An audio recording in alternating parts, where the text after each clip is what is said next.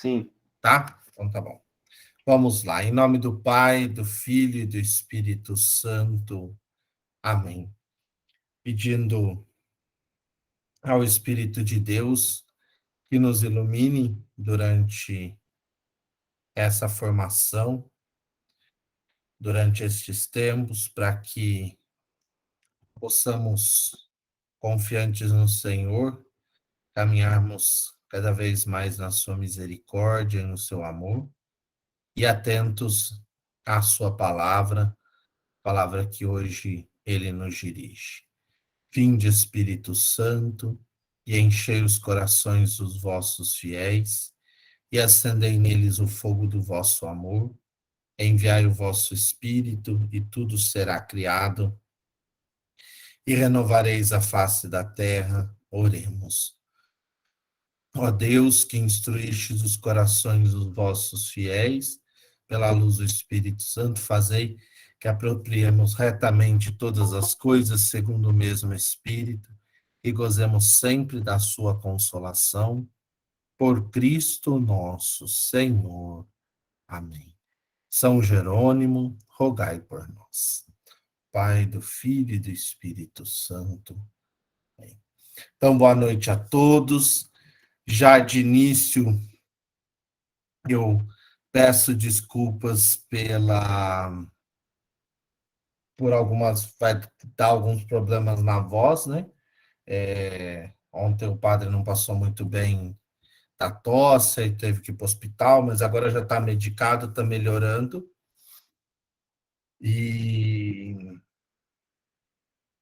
então, por isso que às vezes vai ter que parar para tossir um pouco, mas vamos seguir. Do mais, estou melhorando. Não é nada no pulmão, é só uma sinusite muito forte. E então já estamos aí dando os passos para melhorar disso, se Deus quiser. É uma alegria receber a todos, para que possamos construir juntos mais esse tempo de formação, né? Uma formação sobre a Sagrada Escritura, né? Com base, com ênfase na Sagrada Escritura. Peço às pessoas que quiserem e puderem ter o texto perto, acho que nós vamos pegar uns 2 ou 3 textos para olhar, então pode já deixar a Bíblia próximo, né? O nosso projeto está aí, né, organizado, num projeto de 6 aulas. O dia 24 eu estou com uma dificuldade, então eu estou vendo como eu vou me acertar, mas até semana que vem eu já digo a vocês. Então, o tema de hoje, né, cristianismo, religião do livro. Depois, na semana que vem, sobre a escritura judaica, né, a inspiração, como o texto surge, a busca e a relação com o Novo Testamento, né, a forma como a igreja lê o Antigo Testamento. Depois nós vamos para 2 aulas sobre um documento muito importante, que é a Dei Verbum, um documento sobre a revelação, que é um documento importantíssimo para o retorno da palavra de Deus na mão das pessoas, né? Que é do Vaticano II. Depois, uma 5ª aula, nós vamos falar um pouco sobre o Antigo Testamento, de modo especial a sua estrutura e composição, né?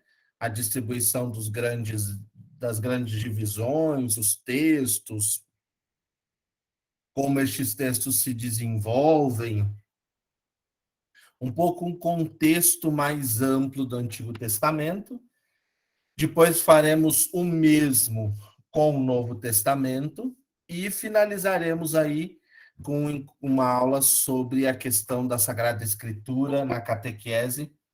Não é só na catequese, né, mas de modo especial nesse processo de descoberta da Sagrada Escritura, não só como um texto, mas como algo que encanta os corações e nos envolve, né? Uma forma de abordar o texto numa outra perspectiva. Essa é a nossa missão até antes de começarmos a quaresma. É isso, é 31 de março, ainda não é a quaresma, eu acho. É porque o carnaval é só em abril. Então, o nosso tema geral é um tema de introdução às Sagradas Escrituras, não é um tema para trabalhar um texto específico, né? Vamos trabalhar aí um pouco mais esse conjunto. Então, espera só um minuto que tem uma pessoa aqui tentando entrar que não está conseguindo.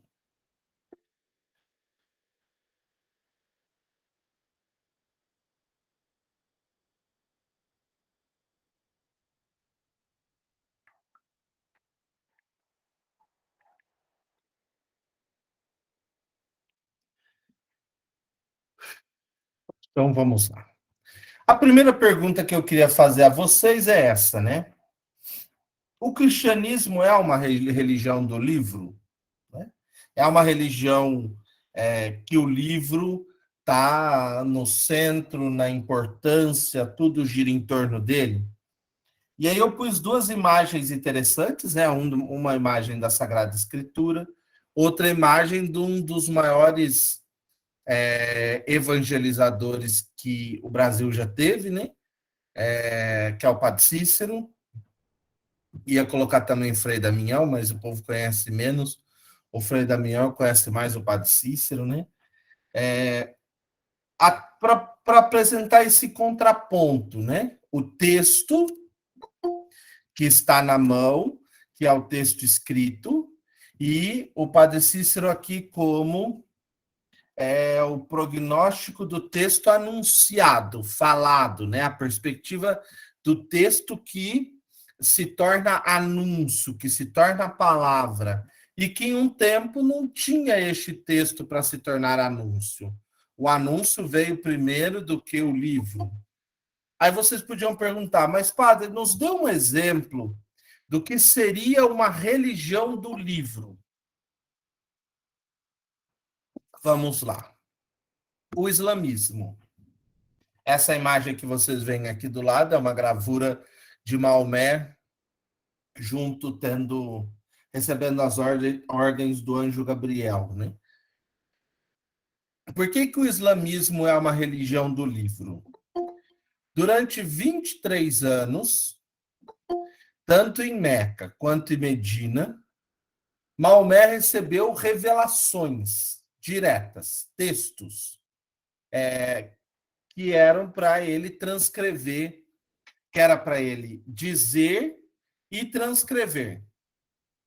Então, o que Maomé fazia? Ele recebia essas revelações, comunicava, partilhava com as pessoas e alguns dos seus seguidores iniciavam a escrita destes textos. E de tempos em tempos, depois que cessou esses 23 anos, e o anjo Gabriel lhe convocou para ser o último dos profetas, né? Por isso que os islâmicos não desprezam Jesus, né? O que acontece é Maomé é mais importante que Jesus. Jesus é só um profeta. Maomé é o último dos profetas. E o anjo diz a Maomé que vá fazer o anúncio dessas profecias. E ele se põe, então, aí a falar sobre isso. É aí que vai nascer o islamismo, uma religião que tem como base esse ouvir a voz do Senhor. Não é a voz de Muhammad, não é a voz de Maomé, é a voz do Senhor. E tudo isso se vai organizar no Alcorão. O Alcorão está aberto aí ao lado. O Alcorão significa recitação. Então, o Alcorão é um livro sagrado. Ah, mas padre, a nossa Bíblia também é sagrada. Sim, mas em que sentido o Alcorão é sagrado? No sentido de que ele não é um texto de Maomé. mas é o texto do próprio Deus, que o próprio Deus recitou a Maomé, ele anunciou e foi transcrito. Estes textos não vão formar um livro antes da morte de Maomé. Somente 632, quando ele morre, que estes textos todos vão ser compilados e formarem um único livro. Eles estavam escritos em folha de tamareira e de pergaminhos. E aí isso tudo vai ser composto e forma os 114 capítulos recitados por Deus a Maomé, que compõem o Alcorão. Então, o texto que ali está escrito não é um texto que foi inspirado, o Maomé entendeu e escreveu. Não. É um texto que Deus disse, escreva isso, e ele escreveu aquilo. Então, por isso que os islâmicos têm o Alcorão como aquilo que é o mais sagrado, porque é a única, vamos dizer assim, entre aspas, religião que o próprio Deus ditou um texto para eles. Se nós queremos trazer um exemplo mais perto, poderíamos falar, por exemplo, do livro dos Espíritos, do kardecismo, né? do espiritismo kardecista. Então, no que está baseada o espiritismo kardecista? No livro dos Espíritos. Então, é o livro dos Espíritos que guia e que conduz o kardecismo.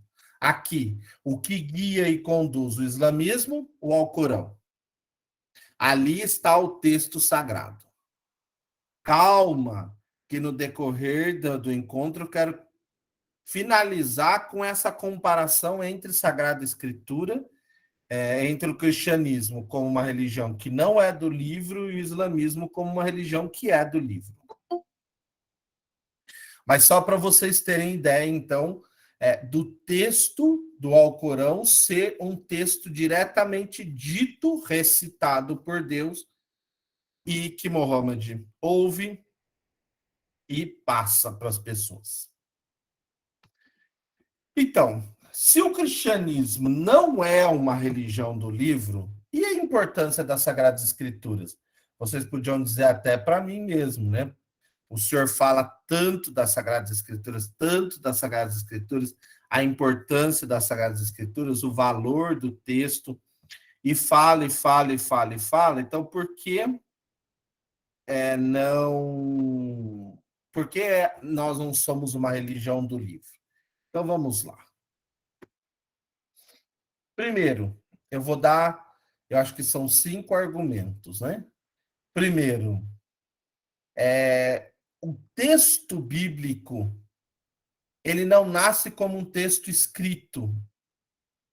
Ele nasce primeiro como um texto oral, uma história contada. E essa história vai sendo transmitida, vai sendo anunciada. Vocês estão vendo aqui na imagem o relato da ressurreição do filho da viúva de Naim. Né? O morto está aqui levantando, e a viúva de Naim aqui ao lado. Então, Jesus fez isso. Os discípulos anunciaram isso, contaram isso às pessoas. Mas eles contaram na impressão do que eles viram, do que eles perceberam que era importante. Então, o anúncio, que é uma coisa fundamental no cristianismo, ele brota desta experiência de vida com o Cristo. Aí vocês podiam me perguntar, mas padre, eu não vou ter uma experiência de vida com Cristo porque ele nasceu lá no ano 1, morreu em 33 e pronto. Então quer dizer que eu não posso anunciar? Pode, aí você pode anunciar pelos relatos que outros anunciaram, que é o que a gente vai chamar de revelação. Uma revelação que se continua, ela se perpetua na nossa vida. Então, primeiro, o texto nasce oral, dito. As pessoas dizem. Depois de dizer, alguns desses textos começam a ser escritos, mas não escritos como evangelhos, escritos como relatos, ou relatos de milagres, ou parábolas, ou, por exemplo, ditos. Dai a César o que é de César, a Deus o que é de Deus. Não podeis ter dois senhores, pois amarás um e odiarás o outro. Outro dito. Tem muitos textos que são ditos de Jesus. São pequenos relatos que vão se apresentando nos textos bíblicos e que, de alguma forma, eles foram compilados, né? Foram juntados. Né? Eu esqueci uma citação, deixa eu pegar, ver esse aqui, Lucas 9, tá aqui. Às vezes tem um mais claro, outros mais simplesinhos. Quando Jesus diz, olhai a semente da mostarda. Ela cresce, os pássaros fazem ninho, o reino de Deus é assim. Isso é um dito ou uma parábola também, esse bem curtinho, pode ser confundido com uma parábola ou um dito, né? Mas esses relatos, eles vão sendo reunidos, às vezes escritos, às vezes só ditos. Por que eles também foram escritos? Porque, às vezes, as pessoas iam para muito longe. Então, você levava alguns pedaços. Tiremos da cabeça que existiam cadernos, né? Que você ia anotando as coisas. Você tinha pequenos pedaços de pergaminho, pequenos pedaços de couro de carneiro ou de alguma outra coisa que se conseguia escrever, e aí colocava aquele relato para entregar para alguém ou para ensinar alguém. Muitas vezes passa pela nossa cabeça que o povo daquela época era analfabeto. Precisamos estar atentos. Do século II antes de Cristo até pelo menos o século IV depois de Cristo, que é o período onde ali o Mediterrâneo tem uma circulação muito livre por causa da paz romana, se os textos circulavam, as pessoas liam, não era poucas as pessoas que liam, eram muitas pessoas que liam e eram muitos os textos. A leitura e a escrita era muito comum, principalmente do grego. Estes primeiros relatos, com certeza, foram feitos em aramaico ou em hebraico. Mas logo depois, quando a igreja sai de Jerusalém e vai para Antioquia, Antioquia já se fala grego e com certeza ali os textos começam, a pregação começa a ser feita em grego, e se tem algum relato, esses relatos vão ser em grego. O grego era muito conhecido neste período por todas as pessoas, principalmente um grego mais simples, né? O koiné, que é o grego no qual foi escrita as Sagradas Escrituras. Então, primeira forma de nascimento do nosso texto, que ainda não é texto. Um texto dito, um texto falado, um texto anunciado e um texto escrito em pequenos relatos. Relatava a ressurreição de Lázaro, relatava a ressurreição do filho da viúva de Naim, relatava a parábola do bom samaritano, e esses relatos ficavam em pequenos textos. Outra forma são os evangelhos anunciados, né? O evangelho oral. O professor Collins chama isso de o evangelho antes dos evangelhos. O que é o evangelho antes dos evangelhos? Voltemos nesse relato do eunuco da rainha de Etiópia. Ele vem até Israel para adorar o Deus único no templo. Depois ele volta lendo o texto de Isaías, que diz Isaías 53, que ele foi levado como matadouro, como ovelha ele não abriu a boca e tal. Filipe aparece no caminho do eunuco e pergunta a ele: você entende o que está escrito? E o eunuco vai dizer para ele: como que eu vou entender se não existir quem me explique? Aí Filipe, então, pergunta, começa a falar para ele, olha o que diz o texto, verso 34. Dirigindo-se Filipe, disse ao eunuco: eu te pergunto, de quem diz isto o profeta? De si mesmo ou de outro? Abrindo a boca, então, e partindo deste trecho da escritura, Filipe, aqui, olha, Filipe anunciou-lhe a boa nova de Jesus. Ou seja, Filipe falou para o eunuco sobre Jesus. Filipe entregou um papelzinho para ele que estava escrito o que Jesus tinha ensinado? Não, porque não existia esse papelzinho. O que o Filipe fez? Filipe disse a boa nova, anunciou essa boa nova, fez com que a boa nova fosse proclamada, chegasse até ele. Então, os apóstolos assumem essa missão, os evangelistas, os discípulos, os apóstolos, eles vão assumindo essa missão de anunciar Jesus como Salvador e Messias.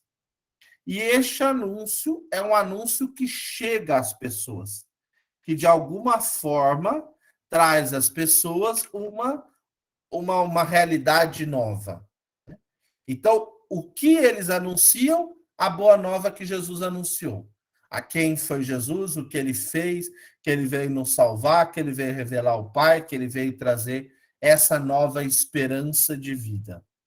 Então, esse evangelho oral é este anúncio, esse ensino que os apóstolos e outros tantos vão fazendo para com as pessoas que eles vão se encontrando pelo caminho, né?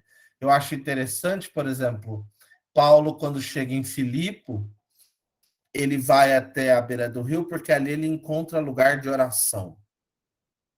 E ali ele vai falar sobre a palavra de Deus com Priscila, que era uma vendedora de púrpura. E essa palavra vai chegar ao coração. Fala sobre Jesus Cristo, a boa nova oral. Isso daqui, eu já digo para vocês de antemão, eu vou tratar disso na última aula, é uma das coisas mais importantes no ensino da palavra de Deus, na catequese, em casa, nos grupos, a importância de se saber traduzir o texto e não ficar só com o texto. Mas, padre, para que eu preciso traduzir o texto se ele já está em português? Traduzir nessa perspectiva, eu vou narrar a história. Eu vou narrar essa boa nova, eu vou contá-la. Então, eu não vou pegar só o texto aqui, mas eu vou aprender a pegar o texto para levar até a pessoa, porque aí eu consigo colocar força nesse texto e encantamento nesse texto que muitas vezes só lendo não consegue. É uma das perspectivas mais importantes na evangelização, que é o evangelho oral, e é uma das perspectivas que nós precisamos trabalhar mais, porque é uma coisa que está bastante esquecida nos nossos tempos.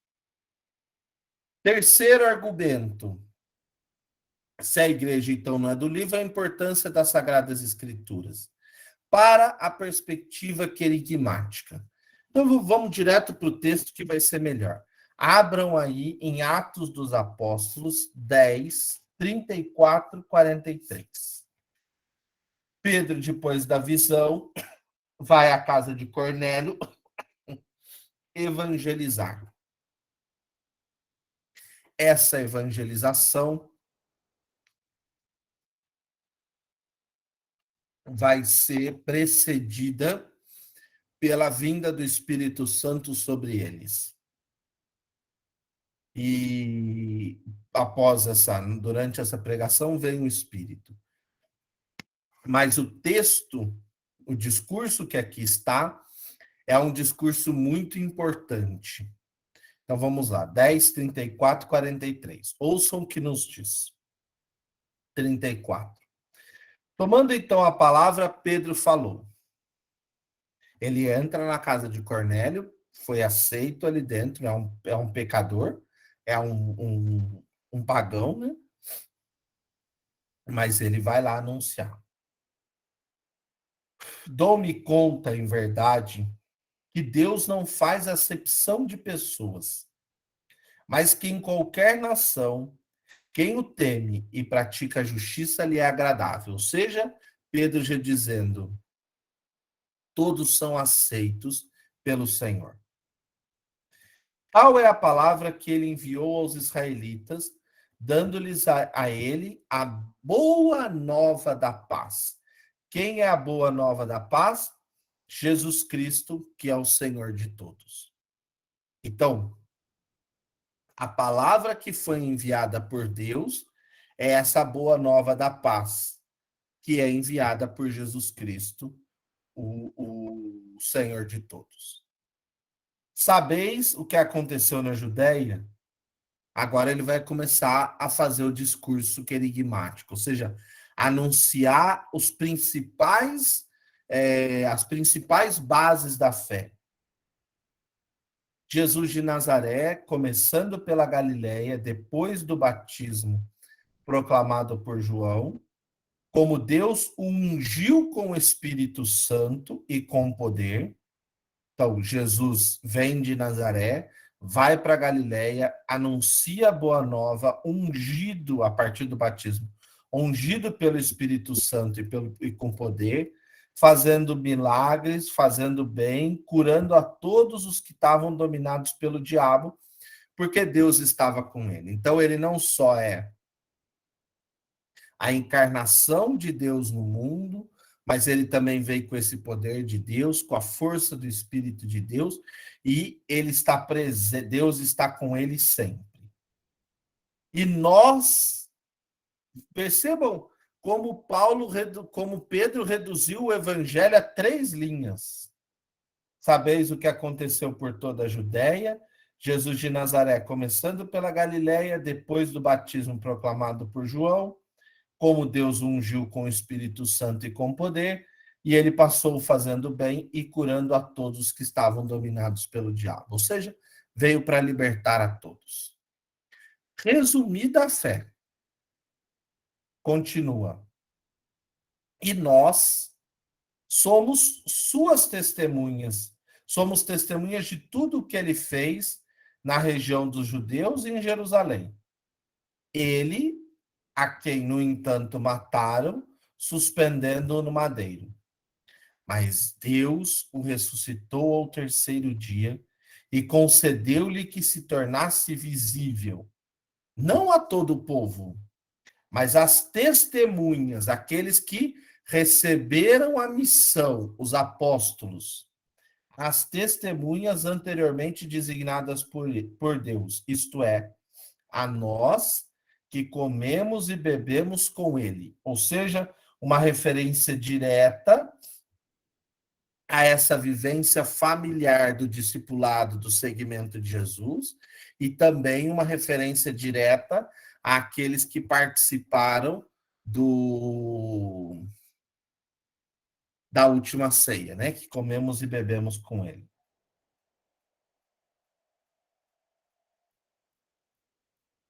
Mas Deus o ressuscitou e concedeu não todo o povo, mas a nós. Isto é, a nós que comemos e bebemos com ele após sua ressurreição dentre os mortos. E ordenou-nos que proclamássemos ao povo, ou seja, a todo Israel, e mais do que isso, e dessemos testemunho de que ele é juiz dos vivos e dos mortos, como tal constituído por Deus. Dele, todos os profetas dão testemunho de que, por meio do seu nome, receberá a remissão dos pecados todo aquele que nele crê. Qual que é a importância deste texto? Com certeza, esse pequeno discurso de Pedro, ele não pertencia a um conjunto da escrita de Lucas, mas ele com certeza era um pequeno texto que já existia para instruir catequeticamente ou querigmaticamente as pessoas. Então, é um texto de pregação. Isso que Pedro faz aqui e ficou consignado no ficou escrito nos Atos dos Apóstolos, é um discurso que vai se tornar anúncio, e esse anúncio vai ser um anúncio mais profundo, porque eu não estou só dizendo quem é Jesus, eu estou apresentando a pessoa toda a fé. Eu diria a vocês, por exemplo, dá para nós pegarmos deste verso 34 até o verso 43, e se destrincharmos aí, dá para você montar uns 20 a 30 encontros de catequese. Só nesse trechinho. Dele, todos os profetas dão testemunho. Relação Novo e Antigo Testamento. Por meio do seu nome receberá remissão dos pecados todo o que crê. Perdão dos pecados, a questão da fé, da adesão ao projeto de Cristo, você já vai dividindo os temas. Então, uma outra perspectiva que nos garante que o cristianismo não nasceu em torno de um texto, mas em torno de um anúncio, é esses diversos textos querigmáticos que nós vamos encontrar em todo o conjunto do Novo Testamento. Textos que eram pequenos anúncios feitos aqui ou ali. Outra questão que vai compor esse texto, que ainda não é um texto, a Sagrada Escritura, é os textos de Paulo. Lembremos-nos, né?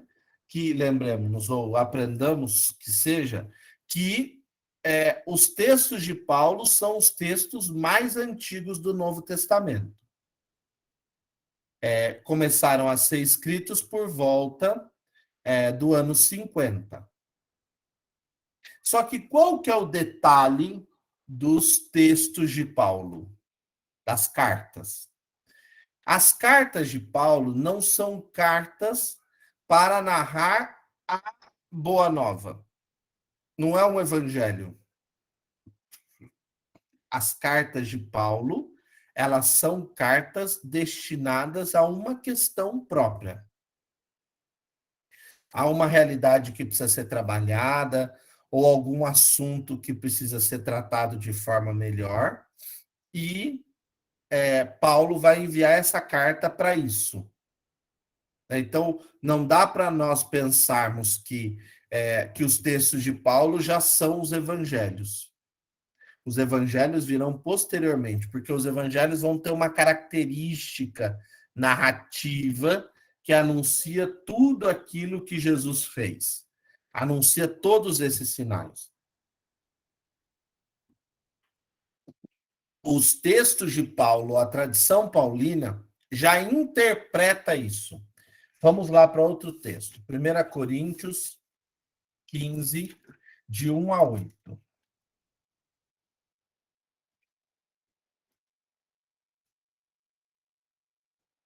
Primeira Coríntios 15, de 1 a 8. Olha o que nos diz o texto. Lembro-vos, irmãos, o evangelho que vos anunciei, ou seja, a boa nova ele anunciou às pessoas lá presencialmente. E agora ele está escrevendo para dizer que há um ponto específico, que é um ponto referente à ressurreição dos mortos. Então, lembro-vos do evangelho que eu já anunciei, que recebestes e no qual estáis firmes, e pelo qual sois salvo, se o guardeis como vô-lo anunciei. De outro modo, teríeis acreditado em vão. Então, Paulo mostra que o anúncio era o fundamento primordial, era isso que era para ser guardado. O que era para ser guardado não era um texto escrito, mas era esse anúncio que adentra a vida da pessoa e transforma, né, e revigora. É isso que nós perdemos muito, né? A palavra parece que ela não tem mais uma força de construir e de edificar, de levar este novo, né? A palavra, ela perdeu o seu valor em alguns sentidos, né? Ela parece que naufragou.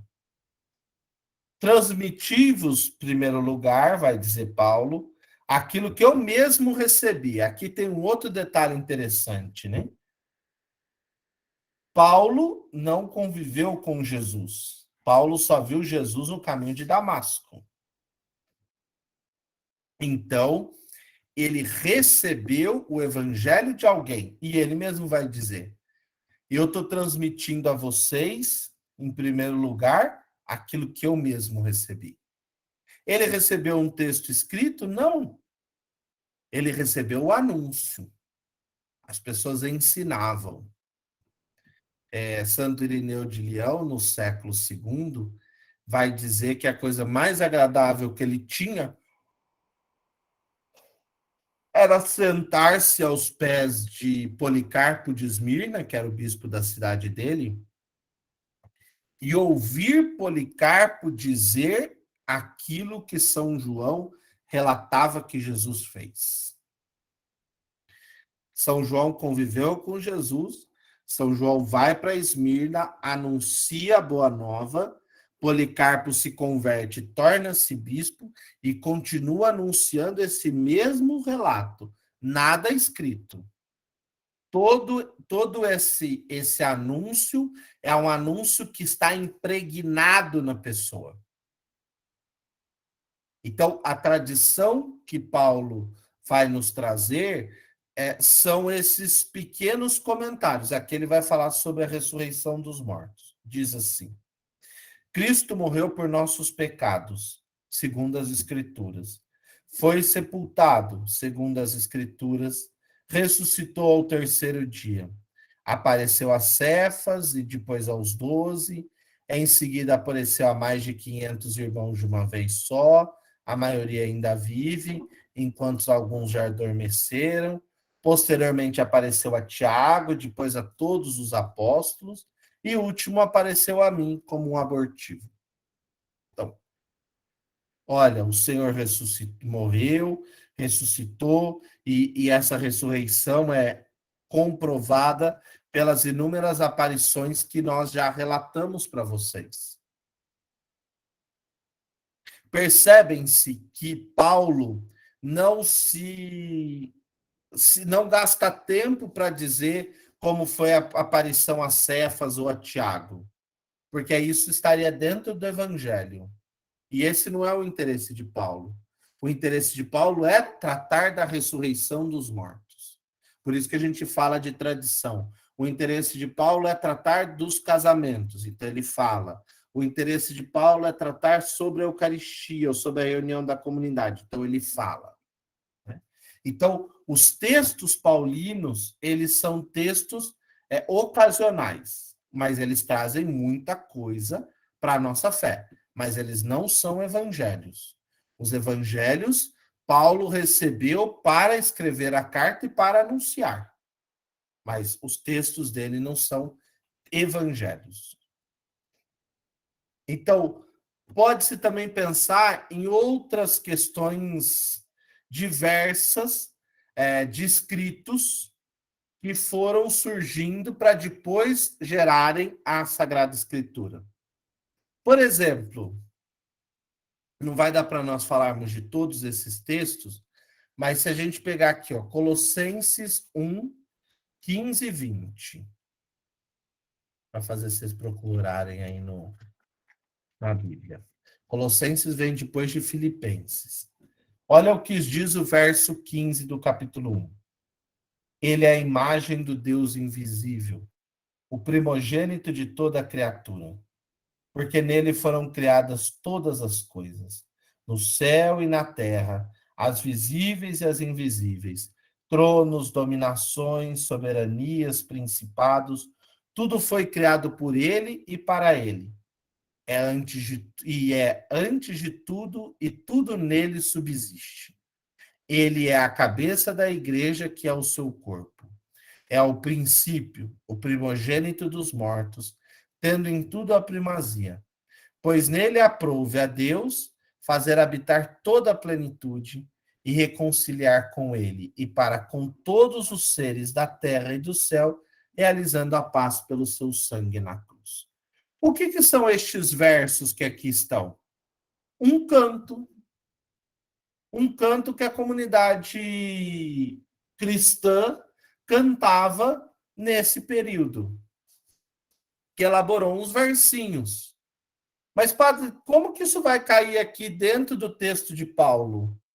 Paulo ouviu, ou leu, ou cantava aqueles versinhos e acrescentou, porque eles trazem um ensinamento muito interessante sobre o primado de Cristo, que dentro da criação está na criação, mas também é antes dela, tudo pertence a ele. Então, com certeza, este pequeno trecho era cantado numa das celebrações que se fazia. Nas vigílias, por exemplo, né, que se começava a cantar e rezar. Lembramos que o judaísmo é uma religião de muitos cantos. Então, enquanto se cantava e rezava, o texto se torna a Sagrada Escritura futuramente. Mas aqui ele não é. Aquele é um texto que estava ali. Outro texto interessante, aí relatando um dos evangelhos. Os relatos da paixão. Vocês percebem que os relatos da paixão, quando vocês depois quiserem ver na Sagrada Escritura, eles estão muito bem delimitados num espaço. Possivelmente, estes textos existem antes do próprio Evangelho. Mas por que eles existem, padre? Para poder ser narrado de uma pessoa para outra. Lembremos que o cristianismo, já no século I, na primeira metade, o cristianismo já sai de Jerusalém e já chega em Roma. Os cristãos Pedro e Paulo morreram em 60, 63, 64, em Roma. Ou seja, já existia um trajeto de cristianismo que se desenvolvia nesse percurso.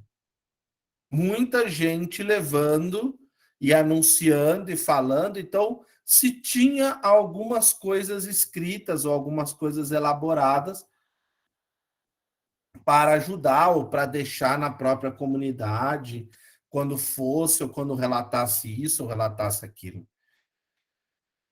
Eu queria dizer, esses argumentos que eu falei para vocês são muito parecidos quando a gente sentava.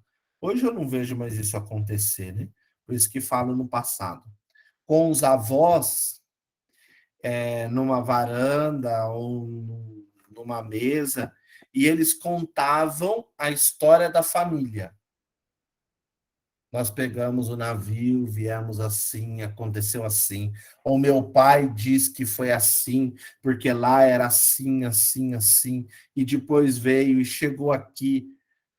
Você poderia documentar tudo aquilo para os seus filhos ouvirem. A grande maioria nunca documentou nada disso, né? E depois vai contar de alguma forma ou a história vai se perder. No cristianismo não é diferente. Se contava muitas vezes e muitas vezes se deixava o texto escrito. Alguém tinha a possibilidade, o dinheiro para comprar os textos para escrever as folhas, né? Os papiros era quase impossível. Normalmente se compravam os pergaminhos. Ou alguém produzia esses pergaminhos. Lembremos que o consumo do couro era muito comum por causa dos sacrifícios. Então, você tirava o couro para fazer vestimenta, sapato, e também usava ele para escrever. Então, essas narrativas, né? Esse texto também aqui, o Lucas 7, 36, 50, é o texto que Jesus vai na casa do fariseu. Como que é o nome do fariseu? Deixa eu só descobrir aqui o nome do fariseu. Quer dizer para vocês. Um fariseu convidou Jesus, não tem nome. Tem, Simão.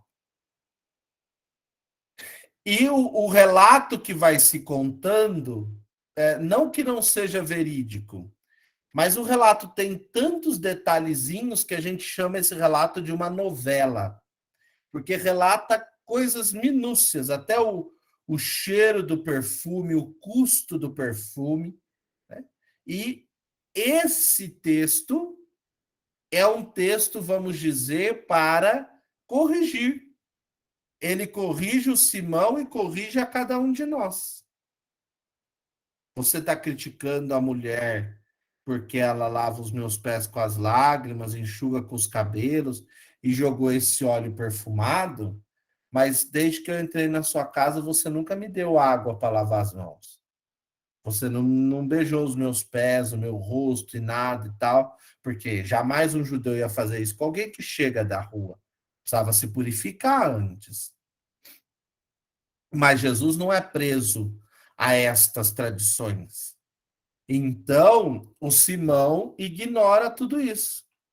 E aí o texto todo vai ser um corretivo para Simão, para dizer a nós, olha, cuidado que você talvez está muito apegado a uma lei ali atrás, mas se esqueceu do que é essencial. E a moça ali, mesmo sendo pecadora, ela demonstrou muito amor que você não demonstrou. Então, não é difícil esse pequeno trecho existir sozinho, por exemplo. Ou ser uma narrativa comum, contada em vários lugares. Como ele só tem em Lucas, porque os outros textos são diferentes que relatam essa questão. Como ele só tem em Lucas, então possivelmente isso é uma característica do projeto de Lucas, né? Essa forma de contar. Então, o cristianismo nasceu em torno da palavra, né? Eu pus essas duas imagens exatamente para reforçar isso. Nasceu em torno, ou seja, os cristãos estão aqui, a palavra está aqui, a palavra diz, eu vou lá e faço. Não. O cristianismo nasceu em torno de um anúncio. E um anúncio claro e direto. Quem é esse anúncio? Jesus Cristo, Filho de Deus, nosso Salvador. Jesus não disse aos seus apóstolos: ide, escreveis vários livros e distribuí aos povos para que eles creiam. Não. Ide e fazei discípulos meus todos os povos, batizando-os em nome do Pai, do Filho e do Espírito Santo, e ensinando-os a observar tudo o que eu vos ordenei. O centro da nossa fé está no Cristo, no anúncio explícito e claro do Cristo. Ele é o fundamento, ele é a base fundante da nossa vida cristã. E é ele que nós anunciamos. Contudo, a consignação escrita, né, a composição dos relatos, do que foi anunciado, do que foi proclamado, teve espaço dentro do cristianismo já nos seus inícios. Esse texto que vocês veem de fundo aqui é o chamado Códice Vaticano, é o texto mais antigo que nós temos das Sagradas Escrituras. É o texto completo mais antigo que nós temos. Aí tem toda a Sagrada Escritura nesse códice, né, nesse texto. Códice é porque é o nome que se dá para o tipo de escrita. Então é importante que a gente tenha essa consciência. O cristianismo nasce anunciando Cristo, mas para esse cristianismo não vai ter nenhum problema escrever o texto. Porque o texto vai fazer parte, ou seja, isso vai crescer num conjunto. Por isso que eu gosto de dizer assim, o cristianismo nasce do anúncio de Jesus Cristo, o qual deixou para os seus seguidores a missão de evangelizar. Uma religião que tem o livro como fundamento é uma religião que nasce a partir do texto escrito. É aquele texto que vai dar vida àquela religião. O texto é sagrado porque foi o próprio Deus quem fez. No cristianismo, o texto é sagrado porque o texto ele é inspirado, é o Espírito de Deus que instrui as pessoas e elas vão escrever. Mas não é Deus quem vai escrever, não é psicografado. Aqui, numa religião do livro, a escrita é divina, porque foi o próprio Deus que compôs aquilo. Então, nós entramos numa questão que se tornará bastante comum de discussão na igreja, que é a inspiração do texto e a recitação ou a revelação do texto. O texto inspirado, Deus inspira o coração de Lucas e ele escreve. Um texto revelado, o próprio Deus fala a Maomé e ele copia o que Deus mandou dizer. Parece muito próximo as duas coisas, mas é muito importante que a gente tenha essa diferença. Por quê?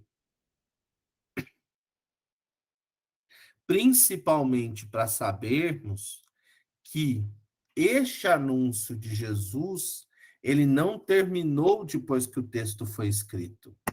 Ele continua se perpetuando em toda a história da humanidade. Então, o texto é importante, mas também o anúncio é importante. E aí, desse anúncio, vai nascer um negocinho que nós vamos falar daqui 2 aulas, que é a tradição da igreja. Porque senão nós caímos na questão que o Lutero vai defender e dar origem ao protestantismo. Só vale o que está escrito no texto. Mas o que está escrito no texto foi inspirado por alguém, não foi mandado por Deus. Por isso que precisamos tomar muito cuidado com a visão fundamentalista, né? Porque o texto, ele precisa ser acolhido a partir dessa graça do Espírito que nos inspira e que nos capacita nesse processo, junto com aquilo que a igreja ensina, com as formas de interpretar, com a base da fé, né? E isso tudo vai ganhando perspectivas. Não dá para eu ler o texto bíblico se eu não tenho também a tradição da igreja que interpreta, que lê, que estuda, que se debruça sobre esse texto. Eu gosto muito dessa imagem aqui, né? É uma imagem sempre presente em todo Natal no Vaticano, né? E aí vocês veem que o menino Jesus está aqui na frente e atrás dele está a palavra. Por quê? O Cristo é a palavra que se fez carne. É a palavra que veio habitar no meio de nós. O Cristo é a palavra de Deus. Então, se nós precisamos dizer que a nossa fé nasceu em torno de um livro, não nasceu em torno de um livro, nasceu em torno de uma palavra, que é Jesus Cristo, a palavra de Deus. E essa palavra que se tornou gente no nosso meio, não se tornou um texto.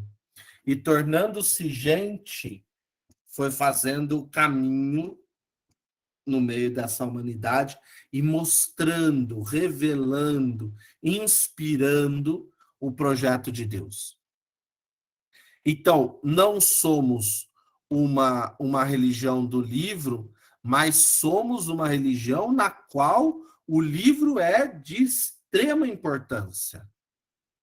Mas essa importância não tira a responsabilidade da forma de se ler. Quando me perguntaram no conselho, eu nem lembro quem foi, por que a igreja tirou a Bíblia da mão do povo e tal, o que aconteceu aí no processo do Concílio de Trento, né, da Reforma Protestante. Em certo ponto, a retirada foi por isso. A dificuldade de ajudar as pessoas a entenderem como ler o texto. Por isso que é importante, a cada dia mais, que a gente vá ajudando as pessoas a entenderem a doutrina cristã e o texto e construindo a interpretação dele, né? Fale, Daniela. Não sei se a Daniela é a primeira, Leonardo. Sim, foi a primeira. Então pode falar, Daniela. A intrometida, né, padre? Sem problema. Só a bênção. Deus abençoe. Oi para todo mundo. Padre, só levantei a mão porque talvez é uma coisa que depois fosse passar um pouco do ponto de eu perguntar. E se não tiver no momento, você pode falar que não vai responder.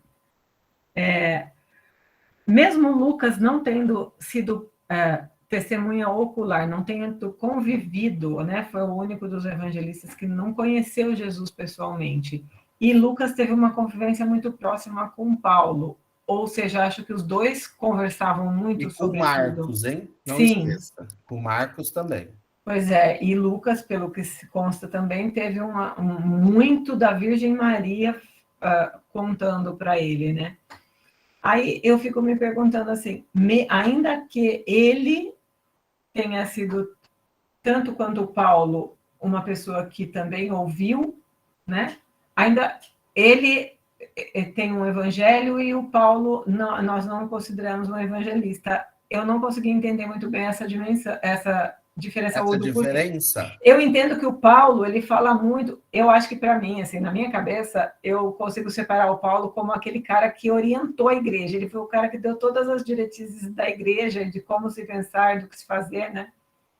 Mas, em alguns pontos, ele também conta as coisas de Jesus e como Jesus fez, como a gente viu aqui nesses textos que a gente leu. E aí eu fiquei um pouco confusa. Sim. Isso é uma diferenciação de qualidade de texto, né? Entendi. Paulo tem um evangelho. Entendi. Só que não está escrito. Entendi. Foi o que ele anunciou. Sim. Lucas tem um evangelho que com certeza ele anunciou, mas ele, como vai dizer o Teófilo, decidiu redigir para que mais pessoas... Então, o que acontece no Evangelium? Evangelium é um relato da vida de alguém. Normalmente, se fazia um evangelho, por exemplo, a Daniela teve um filhinho que ele é o filho do rei. Então, quando fosse anunciar o Daniel que nasceu, nem sei se o filho é Daniel, mas você não tem... Eu só tenho filha. Elas são as rainhas. Nasceu Daniel. Então, o que você faria? Você ia contando a história genealógica dele e depois contando o que ele ia ser. Um evangelho é mais ou menos isso. Entendi. O que os cristãos fizeram? Eles decidiram contar a história do rei deles, que era Jesus. Entendi. Então, aqui contou a história toda, né? Então, os evangelhos comportam esse conjunto da vida de Jesus. Paulo não tem evangelho porque Paulo corrige pontos. Possivelmente, num dos estudos sobre as cartas aos Coríntios, eles acreditam que Paulo recebia dúvidas. Porque às vezes você pega a carta aos Coríntios e tem assim, 3 versículos diz uma coisa, 4 versículos diz outra, 5 versículos... E nenhum liga com o outro. Com certeza é uma ideia assim, eu estou respondendo o que vocês me perguntaram. Você perguntou isso, isso é isso, isso, isso. Isso é isso, isso, isso. Isso é isso, isso, isso. É igual... Ele orientava muito a igreja que estava surgindo, a igreja que Tirava estava se firmando, né? dúvidas. Porque ele tinha na cabeça dele uma ideia muito itinerante. E nós não podemos esquecer que Paulo vai ser o primeiro a fazer teologia com aquilo que Jesus ensinou. Porque lembre-se, ele não leu os evangelhos escritos porque ele morreu antes do primeiro ser composto. Então quer dizer que ele só gravou daqui, ó. Ele ouviu falar dos textos. Ele ouviu falar de quem foi Jesus, ele ouviu falar isso, ele ouviu falar aquilo, e ele soube fazer relação com o Antigo Testamento e apresentar isso para aqueles que tinham as dúvidas. Pensem nisso. Jesus não fala em lugar nenhum que nós somos um corpo, na qual ele é a cabeça e nós somos os membros. Não existe isso. Nos evangelhos, se você procurar, não tem isso. Sim. Já vem Paulo teve a capacidade de pegar essa imagem e traduzir isso para que a comunidade dele entendesse. Por isso que ele não tem um evangelho, ele tem cartas que esclarecem coisas, mas não tem um conjunto só. Por meio dessas explicações dele, dessa itinerância dele, ele foi um catequista, entre aspas, e um evangelizador, mas ele não tem um evangelho, né? Ele é um evangelizador e com certeza ele proclamava o evangelho onde ele fosse. Sim, mas ele não tem não é um evangelista. E aí a gente pode até pensar, né? Você me fez surgir uma caraminhola aqui. Talvez ele pode imaginar, será que precisaria de um evangelho? Ou só o anúncio? Tanto que ele vai dizer a Timóteo, por exemplo, mesmo na sua juventude, se mantenha firme, porque Timóteo tem um problema com os mais velhos da comunidade, né? Ele foi eleito bispo e ele é muito novo. Paulo deixou ele como bispo, ele é muito novo, e os mais velhos não querem aceitar. E ele vai dizer, não trate disso como um empecilho para que a boa nova seja anunciada. Continua anunciando. Por quê? Porque dá-se uma impressão, pode-se dar uma impressão de que Paulo é aquele que vai compor uma estrutura. Eu tiro muito isso dele. Para mim, Paulo incentivava, sim, este anúncio peregrino. Você vai em lugares, você forma e segue, e você continua e segue, você continua e segue. Isso vai ser uma característica da igreja muito forte por muito tempo. Entendi. E aí uma outra coisa que surge daí é quando se fala em inspiração e em revelação. Eu entendi o que é ser inspirado e o que é ser revelado. Mas quando se diz que o que foi inspirado continua sendo perpetuado e renovado durante toda a humanidade. Agora que eu fui falar, a palavra revelação não é boa. Porque daí, por exemplo, esses livros, Maomé ouviu e escreveu. No modo deles, a religião deles, então, por exemplo, aquilo não se renovou, é o que está escrito e é o que está escrito, exatamente, é isso? Entendi. Não se interpreta. Entendi. Não se pode interpretar. Entendi. E a nossa, ela é interpretada e adaptada. Por isso que a gente vai falar depois de revelação continuada, por isso que eu achei ruim. É melhor usar o termo Alcorão mesmo, recitação. É um texto recitado. Para a gente, vulgarmente, é um texto psicografado, né? Entendi. O espírito se apossa do Maomé e ele escreve. Entendi. Agora, que não é bem ele que escreve, né? São os assessores dele. Ele só recebe a profecia e fala. Entendi. Mas a importância de entendermos que, mesmo não sendo uma religião do livro, o livro é importante, é porque em algum momento começou-se a perceber que ou o cristianismo crescia muito, ou se expandia muito, que de alguma forma esses relatos precisavam existir. E o que é curioso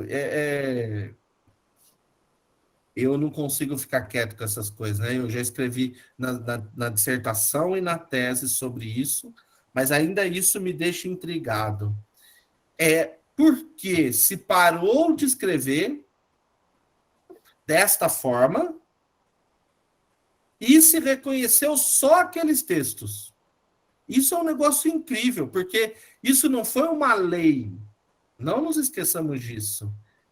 Talvez eu falo disso mais para frente, mas como que os textos foram selecionados? Isso eu vou dizer mais para frente. Foi pelo uso deles. Então, Inácio cita, Policarpo cita, Irineu cita, Justino cita. Então, são estes. Estão decididos. Não ficou se discutindo se aquele era mais palavra de Deus ou menos palavra de Deus. Estes são palavra de Deus. Isso por quê? Porque a igreja reconheceu. O anúncio, a evangelização reconheceu esse sentido. Sim. Então, esse misto, para nós, é muito significativo, né? Um misto do texto consignado, escrito, mas também do texto anunciado, mostrado e revelado. Sim. Fale, Cris. Boa noite para todo mundo. A Daniela me deixou curiosa também. Padre, mas assim, os profetas? Os profetas, quando eles escrevem, né, oráculo de Deus, né, Deus falou comigo, não é como se fosse o Alcorão? Não é Deus que fala e ele escreve no livro do profeta aquilo? É inspiração. Deus fala e é você que escreve. Tá, mas no Alcorão não é assim também? Deus fala e o Maomé dita para o outro e o outro escreve? É aí que vai precisar trabalhar esse termo. Não é um texto ditado. É um texto no qual o profeta recebe a inspiração e diz.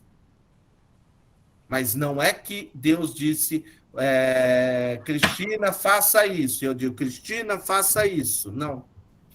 Não é essa a perspectiva. Quando a gente lê assim, tipo, Jeremias, Eliseu, ele fala assim, e Deus falou para mim, vai lá e fala isso para aquele cara, Deus etc. disse, profetize, e eu profetizei, e os ossos se juntaram e formaram carne. Então, tudo isso é uma visão que ele teve, mas a forma de colocar aquela visão por escrito é dele.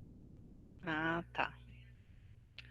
Lembra de João, eu gosto do finalzinho de João, quando ele vai dizer assim, ó, quer ver? Porque eu falo para ele, João encerra o texto para deixar a gente curioso. Ele vai dizer aqui. Porém, este é o discípulo que dá testemunho dessas coisas e quem escreveu. E sabemos que o seu testemunho é verdadeiro. E ele escreve. Porém, muitas outras coisas que Jesus fez. Se fossem escritas uma por uma, creio que o mundo não poderia conter num livro o que eu escrevi. Mas ele vai dizer aqui, ó. Jesus fez ainda diante de seus discípulos muitos outros sinais que não estão escritos aqui. Estes foram escritos para crerdes que Jesus é o Cristo, Filho de Deus, e para que crendo tenhais a vida. Então, o que foi consignado, ele tem um objetivo. O objetivo dele é para que você descubra o Cristo. Não relatar aquilo que Deus disse. Uhum. Não sei se dá para... acho que fica meio confuso ainda, mas eu acho que até o final a gente vai conseguir entender um pouquinho. Mas obrigada. Mais alguém, Leonardo? Não, ninguém mais levantou a mão. Então, o meu intuito hoje, a gente já vai encerrando, era só mostrar a importância da escrita, mas que essa escrita não, em nenhum momento, ela foi mais importante que o anúncio. Não é porque o anúncio é primeiro, que a escrita vem depois que ela é inferior, e nem porque o anúncio veio primeiro, não. Os dois são importantes. Porque o anúncio se anuncia o Cristo e a escrita se escreve sobre o Cristo. E ambos os textos vão nos mostrar, né? Tanto o texto dito quanto o texto escrito, vão nos revelar aquilo que é fundante, o Cristo. Então, os discípulos escrevem, os apóstolos anunciam. Essas pessoas conseguiram isso para dizer: existe um anúncio fundante. O anúncio fundante é Jesus Cristo, Filho de Deus, nosso Salvador. Ele é o centro. Porque vai ser importante a partir daqui como nós vamos ver o Antigo Testamento. Semana que vem eu vou falar um pouco sobre como surge o texto hebraico, que é um texto mais diferente ainda, a forma que ele vai surgir, porque ele vai surgir de formas diferentes, e um deles vai parecer ao Alcorão, que são o livro das leis. Mas aí isso vai ser cenas dos próximos capítulos. Fiquem com Deus, até a próxima semana, e um grande abraço para todos. O Senhor esteja convosco, Ele está no meio de nós. Por intercessão de Santo Antônio de Santana Galvão, desça sobre cada um de vós e permaneça a bênção do Deus Todo-Poderoso, Pai, Filho e Espírito Santo. Boa noite, fiquem com Deus. Boa noite. Boa noite. Boa noite, Padre. Boa noite, gente.